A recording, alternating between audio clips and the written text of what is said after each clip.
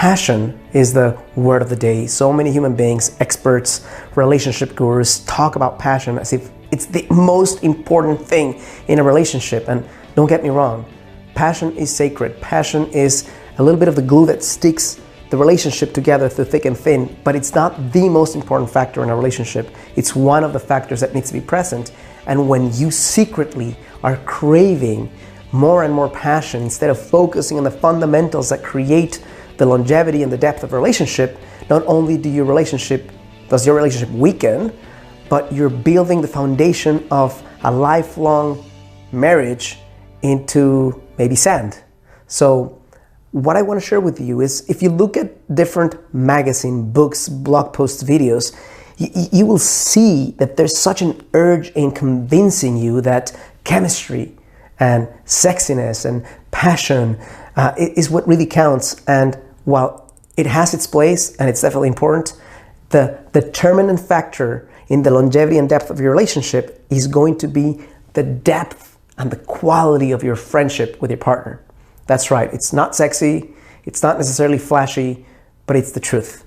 And it's not the truth that I came up with just before this video. It's the truth that's been documented by the most congruent, relevant, and thorough studies that have ever been done on what makes relationships work. So rather than just saying, okay, well, the depth of friendship is important, well, how the hell does that work and what do I do to make it happen?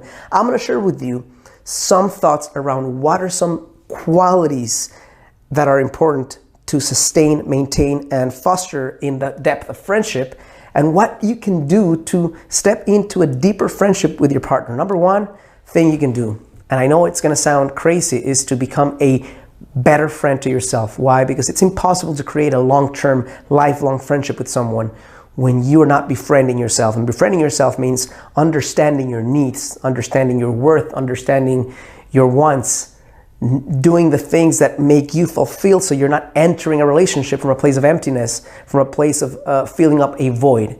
So step number one seems simple, and it is simple, but it's not easy, which is being best friends with yourself first and foremost. Number two is, when you connect with that human being that you're creating this lifelong commitment to, is be hungry for what's new. Why? Because what is not new after months and years will become prevalent. The things that don't change, the things that are static, the things that are repetitive, the things that become part of your day-to-day life are so present that unless you're focused on simultaneously noticing the nuance and the beauty and the split-second decisions that weren't there the day before, you're gonna miss them. So be hungry to get to see them for who they are today. The 2019 July version versus the version 2 years ago, which is maybe predominantly the same, but with a few differences that make all the difference in the world. Number three, presence is one of the most important gifts you can give to your partner to deepen the bond of friendship. Why? Because presence is where being seen happens. Presence is where being felt happens. Presence is where you can notice that someone's hurting, even though they don't seem to want to share with you that they're hurting. Presence is that space where you can anticipate needs when you need to and step into a higher form of functioning where it's not just your mind, and it's not just your soul, and it's not just your feelings, but the combination of those three in ways that wouldn't have happened had you not been in the here and now as much as possible. Number four, vulnerability also deepens the friendship, because vulnerability deepens the bond. Vulnerability is what makes the conversation continue.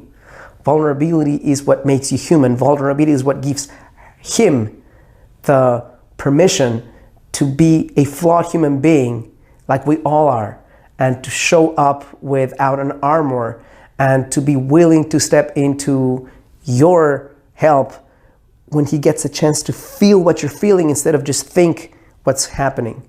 When he gets a chance to feel what you're going through, his level of action and commitment change. His level of stepping into action changes. His ability to open his heart and share with you what's going on inside his own universe changes. And that creates a radically different type of relationship than the one where both of you are guarding your hearts against getting hurt. Yes, the chance and the likelihood that your partner might use something against you exists, and that's a risk, but the bigger risk is that you die without expressing what you came here to express. Number 5, you're going to argue. You're going to fight sometimes. You're going to say things that don't necessarily reflect the deepest and the most amazing part of your being.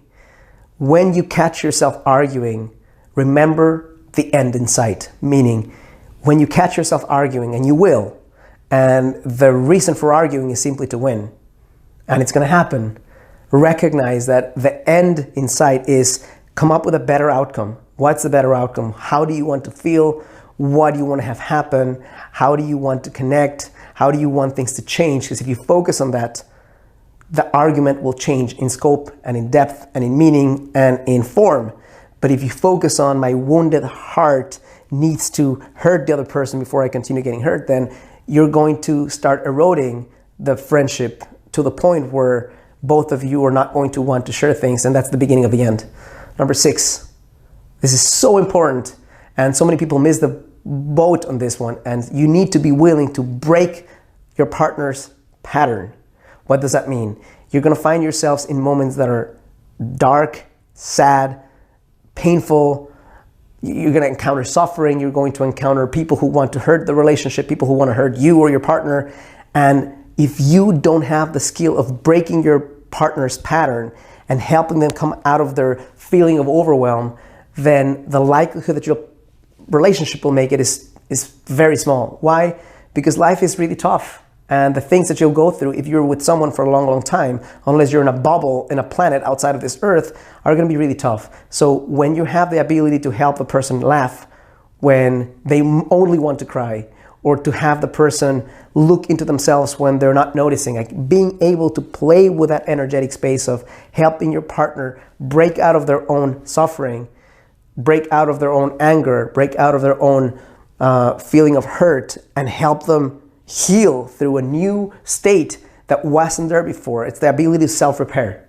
That is so important in your relationship. And the last one that I'll share with you today is don't threaten the end.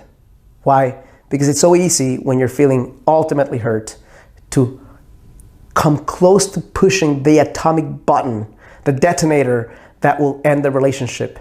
And when you play with that, when you come close to pushing the button and you threaten to end the relationship multiple times, it won't take long for one day to go 1 centimeter closer to that button and pushing it. And when you push it, it might be too late and there may not be any coming back. So when you feel you're about to push the end of the relationship, think twice. Go for a walk, go for a run, talk to another friend, do push-ups, do sit-ups, come back and from a different place, talk about what's important. I'm not saying you should never end a relationship. I'm saying don't unnecessarily threaten it because it might end it prematurely in a way that didn't have to happen. Hope this is helpful.